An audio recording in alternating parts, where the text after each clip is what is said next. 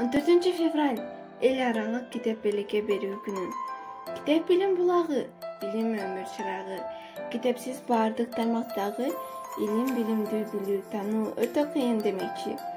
Кайсыл өнүккөн өлкөнү карабалы, баардык китепканага барып, китеп окуу алардын күнүмдүк жашоосунун бир бөлүгү. Алар китеп окуу менен эбегейсиз жетишпегендерге жетишип, кыйынчылыктарды акылдуулук менен чечип, өз өлкөсүнүн экономикасын күчтүү, гүлдөп өнүккөн өлкөнү билим алуу менен, китепканалардан китеп окуу менен түптөп жатышат. Дайыма китеп окуган адамдар жаңы нерсени тез түшүнө алышат.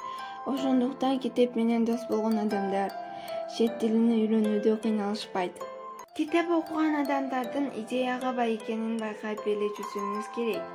Ырас эле китеп жаңы идеялардын булагы болуп саналат. Ошондуктан көп окуган адамдар кичинекейден чоң идеяга табуу жөндөмдүү келишип, кеңешчилерден анча муктаж болушпайт.